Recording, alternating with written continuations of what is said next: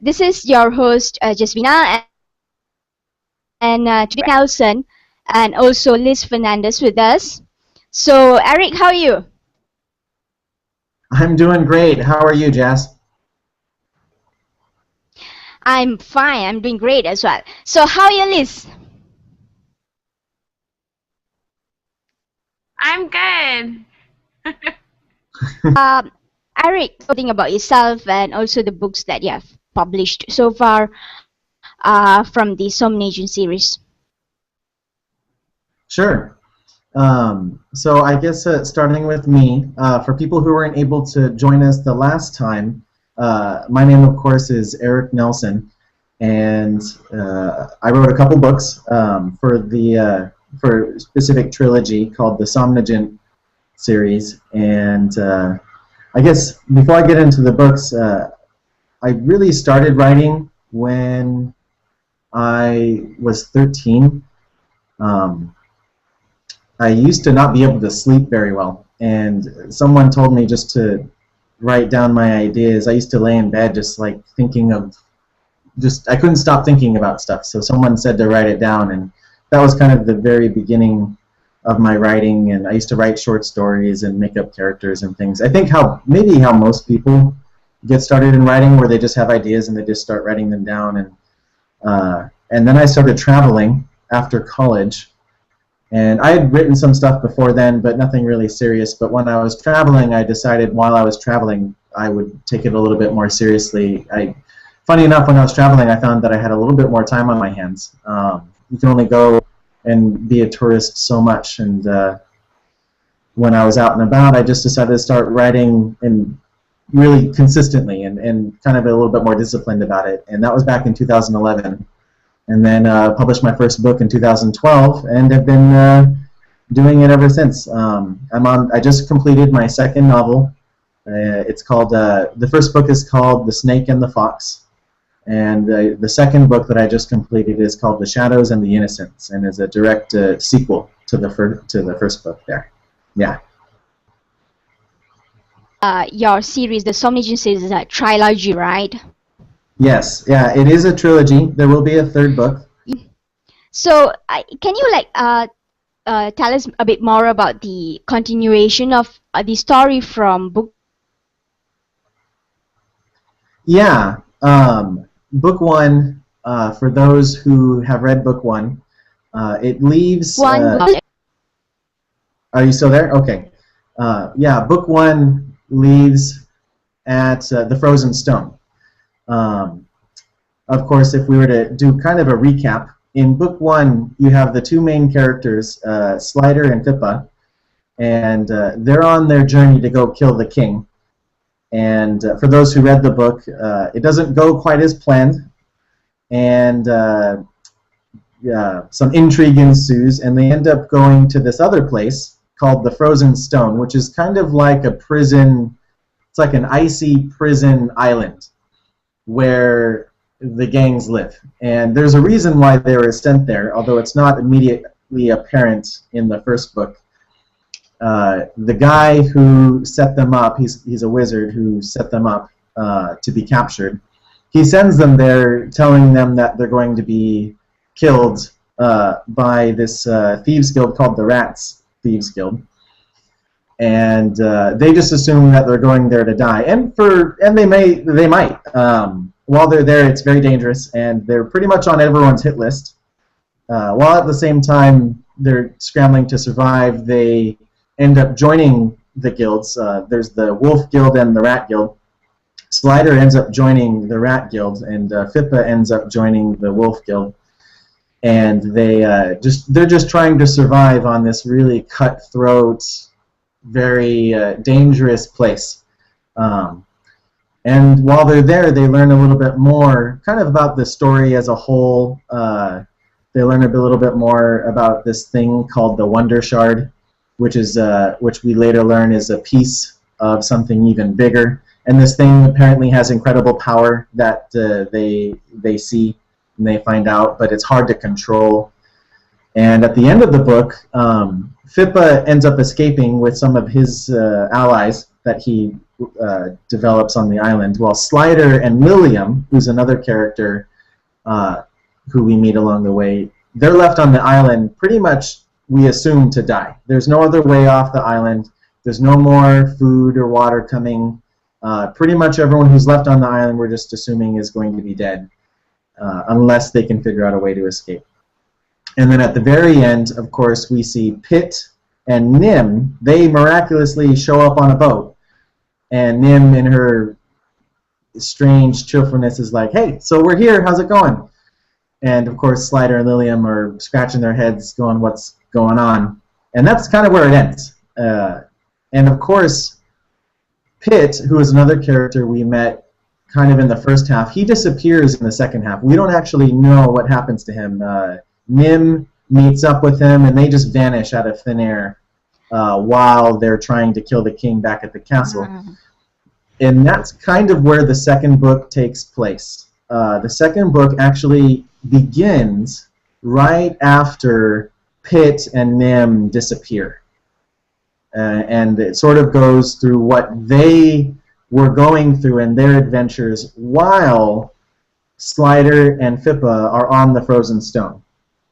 And then the story continues to the point where Pitt and Nim meet Slider and Lilium on the Frozen Stone, and then it continues even beyond there to progress more of the storyline. So we get to see where Pitt went, what happened to him, and then we get to find out more of the adventures of them as a whole, because Slider, Lilium, Pitt, and Nim, they're all joined together again, and they stick together for pretty much the rest of the story, and more intrigue and some hilarity ensues. Nim was very fun to write.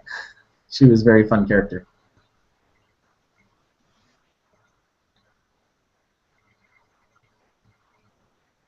So I think this second book of yours actually features Lilium and Jekyll. It's more about Lilium, right? Yeah, so much like the first book, where the first book was really divided between Slider and Fippa. Part one of the first book is really Slider focused, and it's sort of told from how he would see the story and how he would see things in general. And then Fippa's part, which is the second half of the book, is really told from his perspective, and a lot of the details are things that he would notice. You get mostly from what's going on in his story. Well, taking that, we're progressing even further, and in the second book, the first half is dedicated to Pitt, much in the same way. We get to see things from his perspective, which is very different from Slider and Fippa and anyone else, and we get to see his part of the story. And I think a lot of the good, much like I think in the first book, the second half was people's preferred and favorite. Pippa was a very interesting character. Everyone really enjoyed his section. Not that they didn't enjoy Slider's section, but I think Pippa's section really shined. Lilium gets her section in the second half of the second book as well. And so far, feedback has been that she very much shines, and a lot of people really learn about her and get to appreciate her. Also, she's the first and only really truly main female character, and she's so dynamic and so powerful of a person, and she has this monster inside of her that she has to deal with called the Jackal, which is like a kind of a demon spirit that she lives with and negotiates with. She really kind of negotiates her own existence, which is fun to watch and very interesting dynamic, and I think that really shines in the second book. People really have really like that. I've read Erik's book, the first book, right? Yes, definitely. Yeah, I've definitely read the first book, and I've read the first round of editing for the second one. I haven't finished the second post-editing round.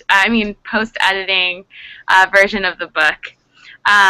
But I have read both books. Yes. Both books, and I think what I really enjoyed in the second book, I think there's certain characters that you're enamored in the first book that make that are a little bit absent in the second book, right? And you're wondering, like, kind of where they are, but without giving too much away, you see them nearing the end there, and you get really happy. But what I really liked about the second book, too, is that Erik began to explore, you know, other characters and, like, their many facets, and introducing some as well. As I typed, as you can see, I'm a big fan of Lilium, because I'm currently doing a lot of reading in my own field about strong female characters, and there's kind of a lack of strong female characters out there, unfortunately, with the on-rise of, like, I'm not going to name names, but, you know, a certain sparkling vampire and and his love gun. I don't know if you know who it is, wink wink, but so I really do like Lilium. I like that that really interesting, you know, like, sorry, Erik kind of touched upon it before, but you know, that dimension to her character. She's the type of character that doesn't really, she has much agency coming from herself. She doesn't really need, you know, she's an asset to the team, right? She doesn't make them lag behind or I don't know, hinder them in any way. And I think that's really refreshing, and I really like that about the second book, because the first book, while I really enjoyed it, there weren't that many, I feel like, or a concentration of female characters. Also, I think this book, and if I'm not mistaken, I just read it this way, I think it's a bit more introspective as well. Like, you get more of a psychological insight into the characters versus the first book, which is really interesting and a really interesting development. So I think those are the two major things that I liked between the two books and the differences. I wanted to ask Liz a little bit, when you're talking about the psychological development of the characters, maybe you can elaborate a little bit more on that. How did you feel it was a little different, and how were you able to really extract more from how they were thinking and more what's going on inside their head?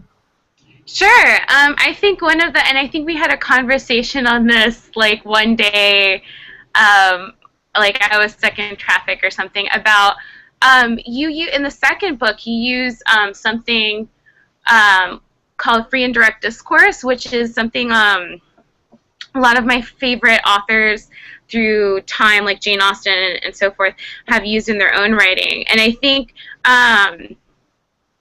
that's basically a method for a writer to manipulate, in a way, the narrator and make the narration of the story more reflective of the character that it's describing.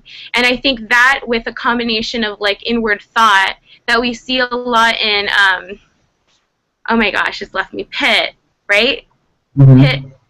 Pitt, yeah, sorry. My brain's a little not working right now. But Pitt, I think you get a combination of both things. So you get that free and direct discourse, and then you get some really, like, insightful, philosophical, actually, thoughts from Pitt that I didn't feel like you got that much from Slider or Pippa. Like, you had moments of it, but it was definitely more prevalent in the second book. So that's what I meant about more, like, psychological insight. Yeah, and I'm glad you brought up the sort of a little bit more of the philosophy, in that when I first designed the structure of the 3 books as a whole, I actually really wanted to start, like, it was a very conscious decision to have Slider's section be the first section, and then Pippa's section be the second, and then Pitt, and then Lilium, and then the third book, how it's going to develop, because it's an expansive perspective. So Slider, he's very detail-oriented, very focused on the minute. He pays attention, and he pretty much only focuses on what's in front of him in that moment, and he doesn't think on a bigger picture than his immediate surroundings so much. Pippa, on the other hand, he's much more adept at understanding the social situation and kind of his community, more or less, and which I really wanted to use again to sort of each character kind of their perspective expands the worlds just by how they perceive it and experience it. So again, in Slider's perspective in the first book, it's really much just them going through each step-by-step place where they're at, you know, what's going on. So it's really limited and very narrow focused, but also very detail-oriented. And then, of course, FIPA, we understand the social interactions of the different gangs and the guilds and all of the characteristics of each person that he's dealing with. And we get a bigger picture. With Pitt, I'm expanding that even further. He's looking at cities and people, how they all fit within the world together. He's looking at, okay, this city has a characteristic, and other cities have characteristics, and the weather in general affects the mood of the world, and he has very much again, like his perspective is kind of understanding the world as a whole. And if you want to think of it almost like dimensions, like Slider would be a very singular dimension, very just, this is the spot, and that's it. FIPA, he can draw a line from one point to another point, and he can make those connections to draw lines between characters. Pitt, he's very three-dimensional. He understands the world as a whole as he sees it. And then Lilium, we add that fourth dimension where because she's more or less immortal, and she's lived over 100 years, I think about 132 is the age, and she not only has this three-dimensional image of the world, but she can also compare it over time, adding that fourth dimension. And so we get an even bigger perspective. We get history.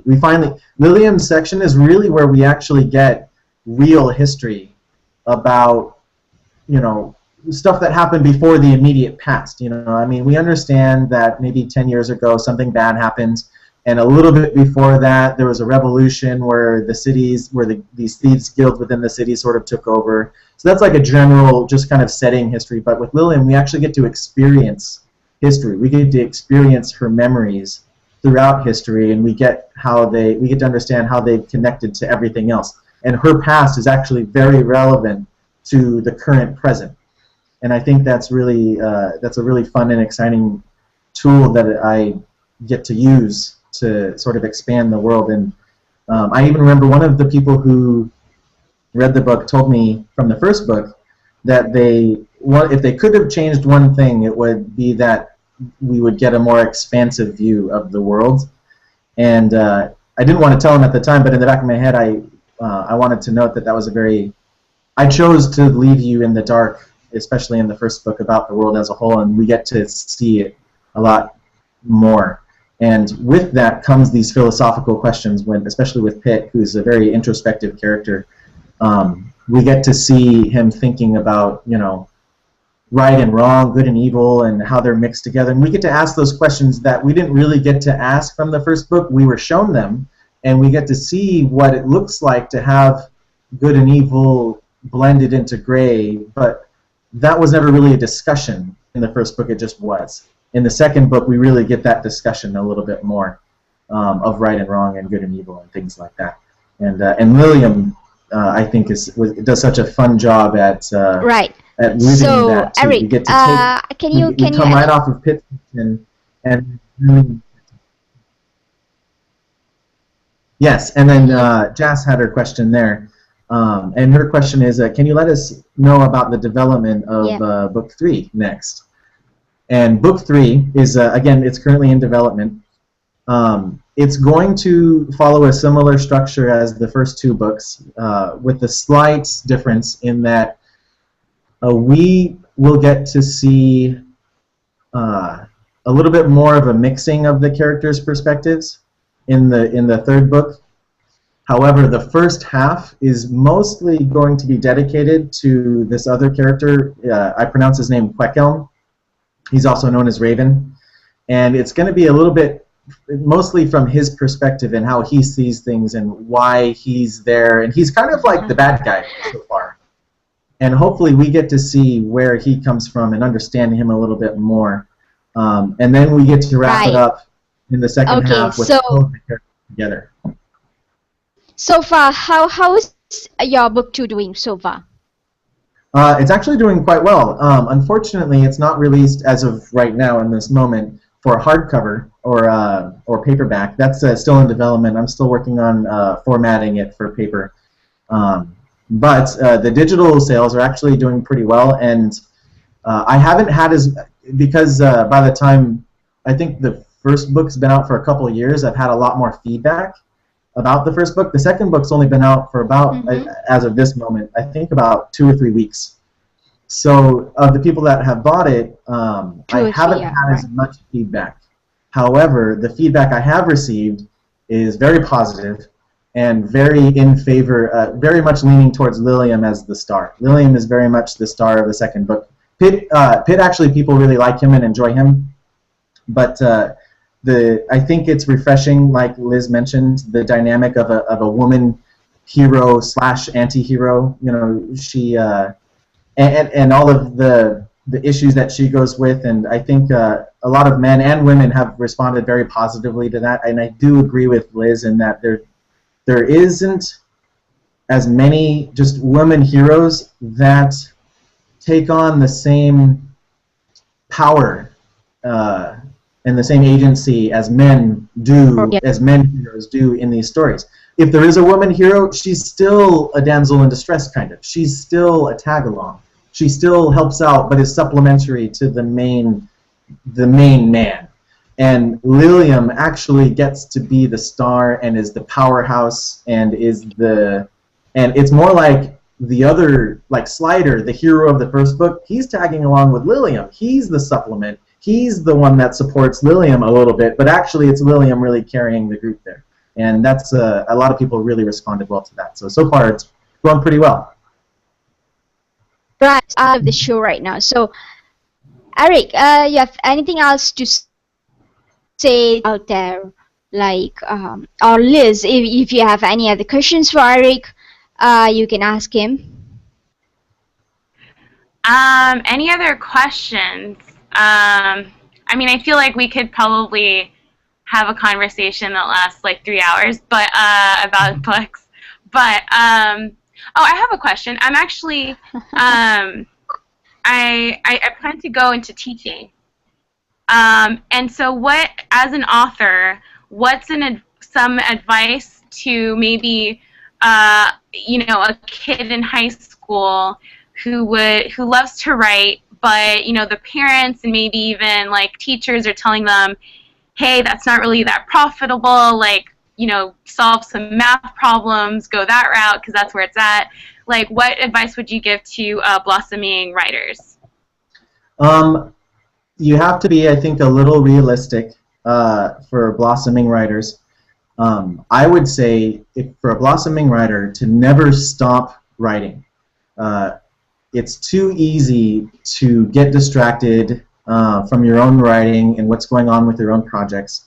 Really, especially, and this is advice that was passed on to me, write every day. You either write or you read every day. If you ever want to be a successful writer, that's what you have to do. You write or you read every single day. Now, we have to be realistic in that, especially for budding writers, and even myself, you need a day job. And I think you have to be honest in that you need a day job, or at least a part-time job, to support you until you can get on your feet in a standalone writer. However, that doesn't excuse your day job, your day job isn't an excuse to develop your writing. You need to make that time either in the morning or in the afternoon to develop your writing, to develop your craft, if that's your dream.